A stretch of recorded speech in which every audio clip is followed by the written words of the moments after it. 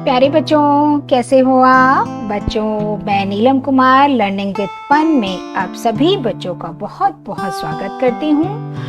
और आपको जो हमारे कक्षा 3 के बच्चे हैं उनके लिए एक नया पाठ 7 मित्र को पत्र लेकर फिर से आपके सामने हाजिर हूँ। तो ये है पत्र जिसमें एक दोस्त अपने दूसरे दोस्त को पत्र लिखता है। ठीक है बच्चों, तो इसके बारे में हम पढ़ेंगे। प्रिय मित्र अभिषेक, नमस्ते। आशा है कि तुम और परिवार में सभी सकुशल होंगे। सकुशल क्या होता है? कुशलता के साथ। और गर्मी की छुट्टियों का आनंद ले रहे होंगे। आनंद मीन्स क्या होता है? मजे कर रहे होंगे। आपने कभी लेटर लिखा है बच्चों? किसी को भी, चाहे अपने दोस्त को, नाना नानी को, दादा दादी को, है ना। तो जब भी हम लेटर शुरू करते हैं तो हम इसी तरीके से, बड़े हैं, नाना नानी है तो आदरणीय करके लिखेंगे, नमस्ते लिखेंगे, ठीक है। और दोस्त को लिख रहे तो प्रिय मित्र, है ना। मैं अपनी छुट्टियां मनाने अपने नाना नानी के घर गुवाहाटी आया हुआ हूँ। गुवाहाटी भारत के पूर्वोत्तर प्रदेशों का प्रवेश द्वार है। अब गुवाहाटी आपने नई जगह आपके लिए। गुवाहाटी कहाँ पर है? गुवाहाटी असम में है ना। और गुवाहाटी क्या है? जैसे भारत के पूर्वोत्तर प्रदेश। कैसे? पूर्वोत्तर का मतलब हो गया जैसे 4 दिशाएं होती हैं, पूरब, पश्चिम, उत्तर, दक्षिण। तो जो हमारे पूर्व दिशा है उसकी भी 4 दिशाएं समझ लो आप। तो उसके उत्तर में, है ना, वहां पर ये गुवाहाटी है, जिसको हम एंट्रेंस भी कह सकते हैं। यह बहुत सुंदर और विशाल महानगर है। विशाल मतलब बड़ा, जो ब्रह्मपुत्र नदी के तट पर स्थित है, यानी बसा हुआ है। तुम्हें यह जानकर आश्चर्य होगा, आश्चर्य मतलब हैरानी होगी, कि ब्रह्मपुत्र इतनी विशाल नदी है कि इसमें माजुली नाम का एक बहुत बड़ा द्वीप भी है। द्वीप क्या होता है बच्चों? द्वीप वो जगह होती है, एक जमीन का टुकड़ा होता है हरा भरा, जिसके चारों तरफ पानी होता है। यह नदी में स्थित भारत का सबसे बड़ा द्वीप है। माजुली में असम के विश्व प्रसिद्ध मतलब संसार भर में प्रसिद्ध वैष्णव मठ। वैष्णव कौन होते हैं? जो विष्णु जी की पूजा करते हैं। और मठ क्या होते हैं? जहाँ पर साधु संत धार्मिक शिक्षा देते हैं और वहीं रहते हैं। सत्र माने सेशन। सत्र में, एक पीरियड में हमने सत्रिय नृत्य देखा। सत्रिय एक शास्त्रीय नृत्य होता है, जैसे कथक, कथकली, कुचिपुड़ी, है ना, भरतनाट्यम। तो ऐसे ही सत्रिय नृत्य वहां पर देखा। यह भारत के शास्त्रीय नृत्यों में से एक है। नृत्य मीन्स होता है नाच। गुवाहाटी नगर के समीप नीलांचल पर्वत, समीप माने पास, नीलांचल पर्वत का नाम है, पर कामाख्या देवी का मंदिर स्थित है। कामाख्या देवी का मंदिर, ये देवी का बहुत प्रसिद्ध मंदिर है। यहाँ पूरे भारत से श्रद्धालु कौन होते हैं? जो भगवान में श्रद्धा रखते हैं, दर्शन करने, दर्शन माने देखने, है ना बच्चों। ये देखिए नीचे ब्रह्मपुत्र नदी बह रही है और ये है कामाख्या मंदिर के लिए आते हैं। हम लोग पिछले गुरुवार माने बृहस्पतिवार को वहां दर्शन करने गए थे। हम उमानंद मंदिर भी गए थे। उमानंद मंदिर क्या है? ये शिव पार्वती का मंदिर है। यहाँ पहुँचने के लिए नाव से जाना पड़ता है और थोड़ा पैदल भी चलना पड़ता है। पैदल चलते हुए नानी ने मुझे बताया कि स्वस्थ रहने के लिए खेलना बहुत आवश्यक है। आवश्यक मतलब होता है जरूरी। उन्होंने कहा कि स्वस्थ तन माने शरीर में ही स्वस्थ मन रहता है। जब आप स्वस्थ रहोगे तो आपका मन भी स्वस्थ रहेगा। इसलिए पढ़ाई के साथ साथ खेल कूद भी बहुत आवश्यक है। मैंने नानी को तुरंत बताया कि मैं तो अपने मित्रों के साथ बहुत सारे खेल खेलता हूँ, है ना, आप लोग भी खेलते होंगे। हम लोग कितने आनंद से खो खो, पिट्ठू, क्रिकेट और फुटबॉल खेलते हैं। खेल के बाद सोचते ही मुझे तुम्हारी याद आने लगी। मैं तुम्हें यहाँ के बहुत सारे अनुभव सुनाना चाहता हूँ। जल्द ही लौटूंगा। शेष शुभ। शेष मतलब जो बचा हुआ है वो सब बहुत अच्छा है। बड़ों को प्रणाम। तुम्हारा मित्र रूपम। तो बच्चों, ये था हमारे पाठ का पठन।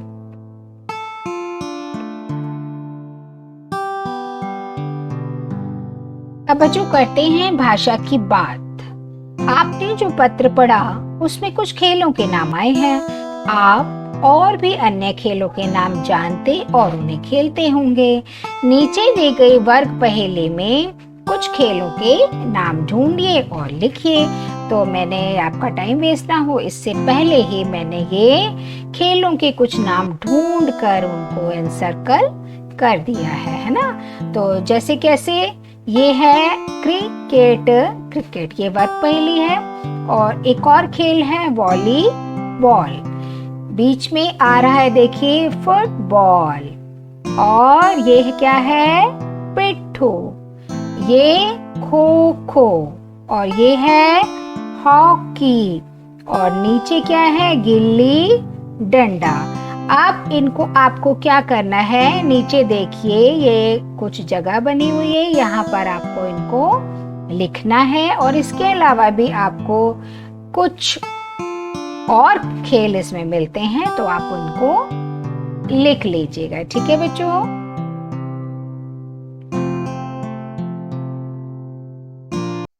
अब बच्चों, पाठ तो हमने पढ़ लिया है और अब हम करते हैं इसके शब्द अर्थ। वैसे मैंने आपको पाठ पढ़ाते हुए साथ साथ शब्द अर्थ भी बताए थे, तो फिर भी हम देख लेते हैं। पहला शब्द है सकुशल, यानी कुशलता के साथ। सा का मतलब यहाँ पर साथ होता है।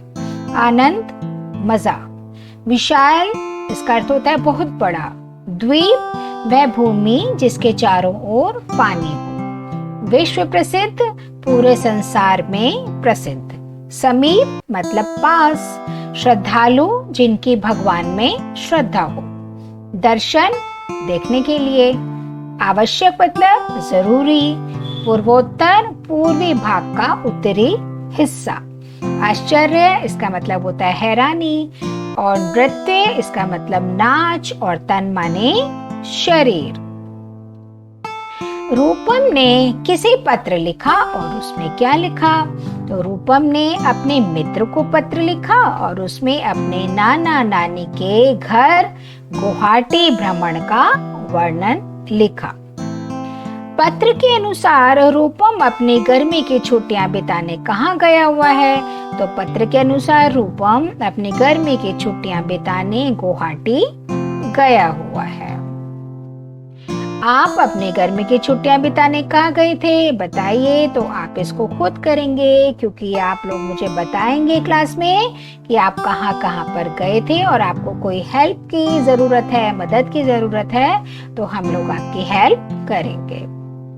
शारीरिक श्रम के बारे में रूपम की नानी ने उसे क्या सलाह दी, है ना। तो शारीरिक श्रम क्या होता है? फिजिकली एक्टिविटी, यानी हमें अपने शरीर से, हाथ पैर, हमको उसका श्रम करना है, मेहनत करनी है। शारीरिक श्रम के बारे में रूपम की नानी जी ने उसे स्वस्थ रहने के लिए खेलना आवश्यक बताया और कहा कि खेलने से शरीर और मन दोनों स्वस्थ रहते हैं। इस पत्र से गुवाहाटी नगर के बारे में आपको क्या क्या जानकारी मिली? इस पत्र से गुवाहाटी नगर के बारे में निम्नलिखित जानकारी मिलती है। गुवाहाटी भारत के पूर्वोत्तर प्रदेशों का प्रवेश द्वार है। यह बहुत सुंदर और विशाल महानगर है जो ब्रह्मपुत्र नदी के तट पर स्थित है। इसी नदी के तट पर माजोरी नाम का द्वीप है और यह भारत का सबसे बड़ा द्वीप है। गुवाहाटी नगर के पास नीलांचल पर्वत पर कामाख्या देवी का मंदिर है, जहां सैकड़ों श्रद्धालु दर्शन करने जाते हैं। शारीरिक श्रम करना क्यों आवश्यक है? क्या आप प्रतिदिन कोई शारीरिक श्रम करते हैं? शारीरिक श्रम करना अति आवश्यक है क्योंकि इससे तन और मन दोनों तंदुरुस्त रहते हैं। हाँ, हम प्रतिदिन पीटी और योगाभ्यास करते हैं, ये मुझे बच्चों ने क्लास में बताया। पत्र के अनुसार रूपम और अभिषेक कौन कौन से खेल खेलते हैं? पत्र के अनुसार रूपम और अभिषेक खो खो, पिट्ठू, क्रिकेट और फुटबॉल खेलते हैं। यहाँ पर पूर्ण विराम लगा दीजिएगा, रह गया है। आपको कौन कौन से खेल खेलना पसंद है? सूची बनाइए और लिखिए। बच्चों ने जो बताया, जो उत्तर दिया, हमें football, cricket, kho kho, badminton, hockey खेलना पसंद है। क्या आपके घर या विद्यालय में कोई अन्य खेल भी खेले जाते हैं? उनके नाम नीचे लिखिए। तो हमारे घर में अन्य खेल भी खेले जाते हैं, जैसे आप लोग भी घर में खेलते हो ना, कैरम, लूडो, ताश, बिजनेस कार्ड्स आदि। और विद्यालय में हम पोशंपा, ऊंच नीच, रस्साकशी, वॉलीबॉल आदि खेलते हैं। अब देखिए एक और बहुत अच्छा सा प्रश्न है। पत्र में त्र तथा श्र संयुक्त अक्षरों का प्रयोग होता है। संयुक्त क्या होते हैं? जो दो अक्षरों से मिलकर बनते हैं। जैसे त्र संयुक्त अक्षर त और रा के मेल से बनता है ना? ऐसे ही श्र श और रा से मिलकर बनता है। श्र संयुक्त अक्षर श, ये दो मेल से बनता है। अब आप पत्र में त्र और श्र संयुक्त अक्षरों के प्रयोग से बने शब्दों को ढूंढकर नीचे लिखिए। आप अपनी सोच से भी त्र तथा श्र संयुक्त अक्षरों के प्रयोग से बने नए शब्द लिख सकते हैं। तो आगे देखते हैं त्र वाले शब्द और श्र वाले शब्द। यहाँ पर त्र वाले हैं, जैसे मित्र, पत्र, पात्र, नेत्र, क्षेत्र। और यहाँ श्र वाले श्रावण यानी सावन, श्रोता सुनने वाले, श्रम मेहनत करने वाले, श्रीमान, श्रीमती और श्रमिक जिसे हम मजदूर भी कहते हैं। शब्द लड़ी बनाइए। जैसे घर में, घर में अंतिम वर्ण र है ना? र है, तो अगली कड़ी में र से रस्सी लिखा है। अब आप इस शब्द लड़ी को पूरा कीजिए। जैसे हम लोग अंताक्षरी खेलते हैं ना, तो आखिरी अक्षर से हमें गाना गाना होता है, या फिर आप और शब्दों की भी अंताक्षरी ऐसे खेलते हैं जैसे हम यहाँ पर कर रहे हैं।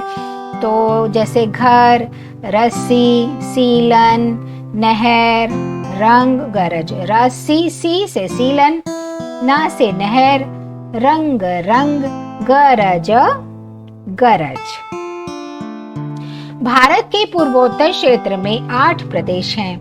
ये अपनी प्राकृतिक सुंदरता और विविध परंपराओं हेतु प्रसिद्ध हैं। ये 8 प्रदेश देखिए, इनके नाम यहाँ पर हमने लिख रखे हैं। असम, मिजोरम, मेघालय, मणिपुर, सिक्किम, नागालैंड, अरुणाचल प्रदेश और त्रिपुरा। तो कक्षा में हम लोग इसके ऊपर चर्चा करेंगे। कुछ बच्चे होते हैं ना, बच्चों टीसी लेकर आते हैं। हमारा केंद्रीय विद्यालय भी ऐसा ही है, जहाँ पर जो हमारे फौजियों के बच्चे होते हैं वो पढ़ते हैं, तो उनकी पोस्टिंग जगह जगह होती रहती है। तो वो दूर दूर से एक स्कूल से, एक केंद्रीय विद्यालय से दूसरे केंद्रीय विद्यालय में जाते हैं। तो ऐसे ही हम अपनी कक्षा में इस बात पर डिस्कस करेंगे और वहाँ की कल्चर, वहाँ की परंपराओं के बारे में हम आगे जानेंगे। भारत के पूर्वोत्तर क्षेत्र में 8 प्रदेश हैं। ये अपने, इसको मैंने यहाँ पर लिख भी दिया है, दोबारा से इसको भी आप देख लीजिएगा। समूह में खेले जाने वाले बहुत से खेलों के साथ सामूहिक रूप से गीत या तुकबंदियां गाई जाती हैं। जैसे आप गाते हो ना, हरा समंदर गोपी चंदर, बोल मेरी मछली कितना पानी, है ना, गाते हो इसे। और ऐसे ही कोई 2 गीत गाइए और लिखिए। तो जैसे मैंने एक गीत की 2 लाइन लिखी हैं। कोकिला छिपा के जिम्मे रात आई रे, जेड़ा आगे पीछे देखे उसकी शामत आई रे। दूसरा, पोशंपा भाई पोशंपा, डाकिए ने क्या किया, 100 रुपए की घड़ी चुराई, अब तो जेल में जाना पड़ेगा, जेल की रोटी खानी पड़ेगी, जेल का पानी पीना पड़ेगा, अब तो जेल में जाना पड़ेगा। और ऐसे ही जो ये वाला गाना था, हरा समुंदर गोपी चंदर, बोल मेरी मछली कितना पानी। फिर बच्चे बताते हैं इतना पानी, इतना पानी। पहले कम बताते हैं, फिर ज्यादा बताते हैं, फिर और ज्यादा बताते हैं, है ना। तो ये बहुत अच्छे से पुराने गाने हैं, बच्चों के गीत हैं, जो 2 मैंने यहाँ पर लिख दिए हैं। और इन्हें भी जानिए, ये भी आपकी किताब में, पुस्तक में दे रखे हैं। ये है बच्चों नीले रंग का अंतर्देशीय पत्र, और ये है पोस्ट कार्ड। इनका चलाना बहुत कम हो गया, जिसका जो स्थान है वो अब मोबाइल ने ले लिया है। उसमें सारी चीजें मौजूद हैं, आपको मैसेज देना है, किसी को बोलना है, वो सब मोबाइल से हो जाता है। नीचे आपको कुछ टिकट दिखाई दे रहे होंगे, ये डाक टिकट हैं। ये देखिए, जैसे ये पक्षी का है, यहाँ पर ये नृत्य का है, ये झंडे का है, हमारे भारतीय झंडे का, और यहाँ पर है ये रेल का। तो यदि बच्चों आपको टिकट कलेक्शन का, टिकट संग्रह करने का शौक है, तो आप भी ऐसे ही टिकटों को इकट्ठा करिए और अपनी एक फाइल बनाइए बहुत सुंदर सी, और उस पर चिपकाइए। ठीक है बच्चों, तो ये था हमारा पाठ और उसका अभ्यास कार्य था। आपको वीडियो कैसा लगा, अच्छा लगा हो तो कमेंट बॉक्स में ज़रूर लिखिए। नेक्स्ट वीडियो में फिर मिलते हैं, तब तक टाटा बाय बाय।